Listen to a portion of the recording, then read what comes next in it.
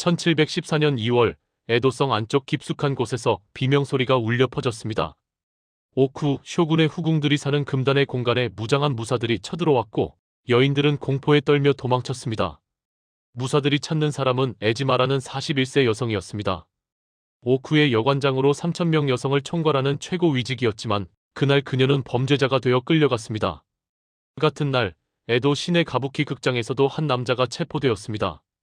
이쿠시마 텐주로 당대 최고의 미남 배우였고 여성들의 우상이었지만 순식간에 쇠사슬에 묶여 끌려갔습니다. 무슨 일이 벌어진 걸까요? 에도성은 술렁이었고 소문이 퍼졌습니다. 오쿠 여관장이 배우와 미뢰했다. 금지된 사랑이었다. 천하의 추문이다라는 말들이 거리를 가득 메웠습니다. 하지만 이것은 시작에 불과했습니다. 조사가 진행되면서 관련자가 늘어났고 10명, 100명, 500명을 넘어 결국 1,500명이 처벌받았습니다. 에도 막부 역사상 최대 규모의 숙청이었고 단 한 번의 사건으로 이렇게 많은 사람이 벌을 받은 적은 없었습니다. 과연 그들은 정말 사랑했을까요? 아니면 다른 이유가 있었을까요? 오늘 우리는 300년 전 에도성에서 벌어진 거대한 스캔들의 진실을 파헤쳐 보겠습니다. 구독과 좋아요는 영상을 만드는데 큰 힘이 됩니다. 일부 오쿠, 여성들의 궁전. 오쿠는 에도성 안에서도 가장 깊숙한 곳에 위치했습니다. 높은 담으로 둘러싸여 있었고 출입구는 하나뿐이었으며 그 문은 항상 굳게 닫혀 있었습니다. 안에는 3,000명의 여성이 살았습니다. 쇼군의 정실과 측실들, 그들을 시중드는 궁녀들, 그리고 온갖 잡무를 보는 하녀들까지 모두 여성이었고 남자는 단 한 명도 들어올 수 없었습니다.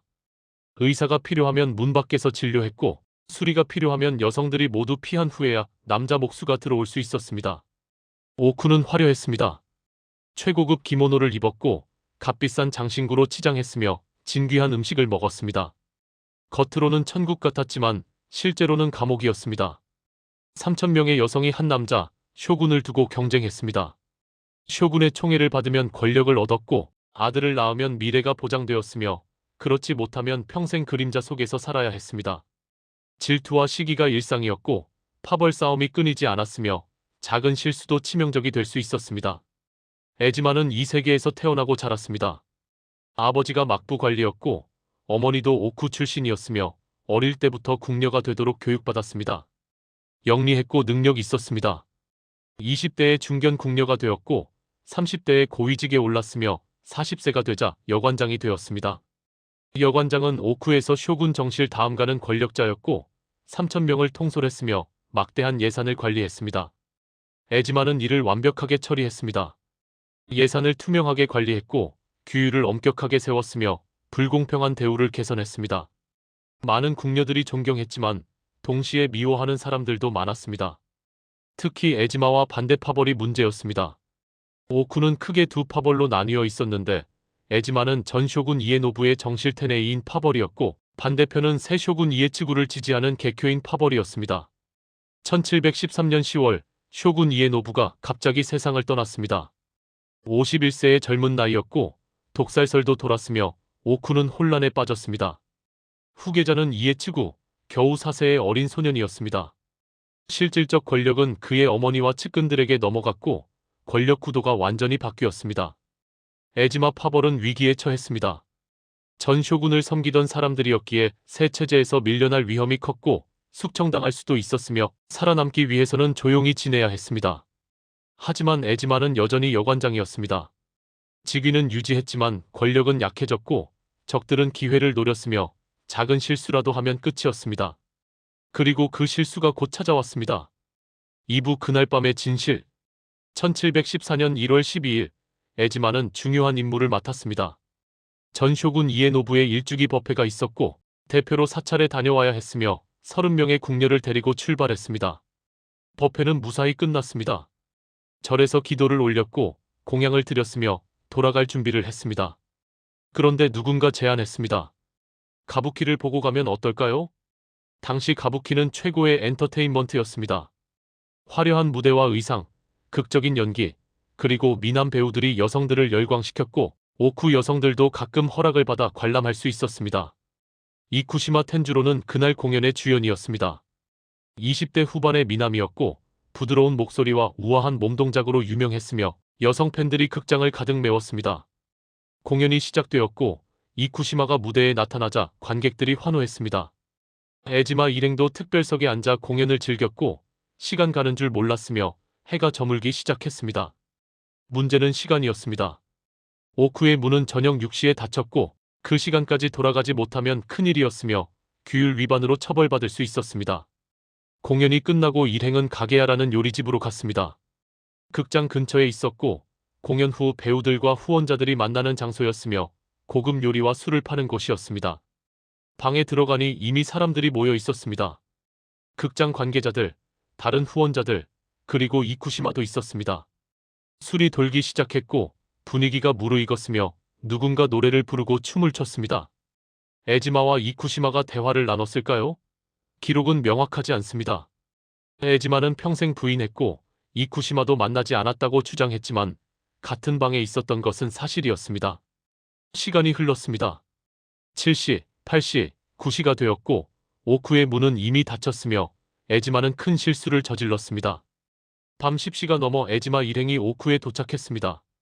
문은 이미 닫혀 있었고 문지기는 열어줄 수 없다고 했으며 규율이니까요. 에지마는 여관장의 권위로 문을 열게 했습니다. 문지기가 거부했지만 압력을 넣었고 결국 문이 열렸으며 일행은 들어갔습니다. 하지만 이미 너무 많은 사람이 목격했고 소문은 빠르게 퍼졌습니다. 다음날 오쿠는 소문으로 들끓었습니다. 에지마님이 밤늦게 돌아왔대, 가부키 배우와 함께 있었대, 술 마시고 놀았대라는 말들이 퍼졌고 에지마의 적들은 기뻐했습니다.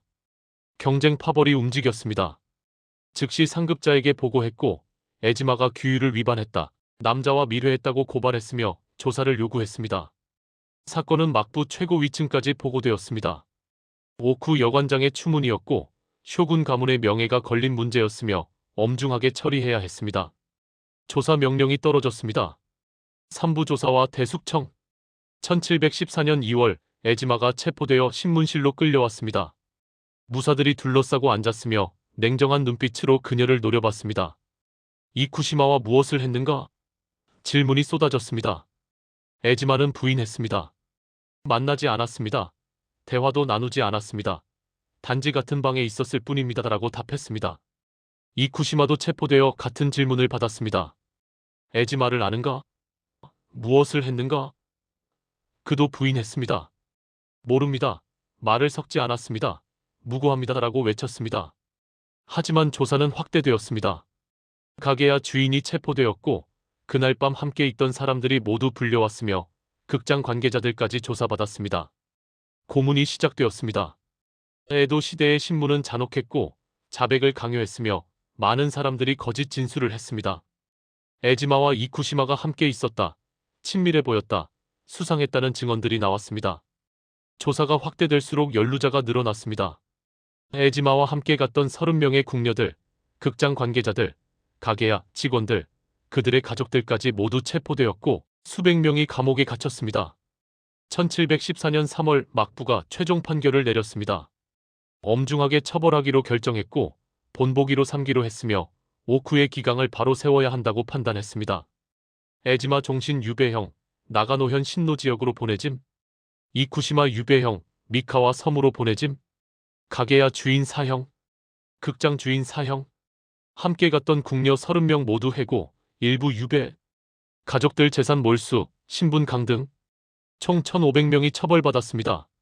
오쿠에서 수백 명이 쫓겨났고 가부키 극장 여러 곳이 폐쇄되었으며 관련 상인들이 파산했고 수많은 가정이 무너졌습니다.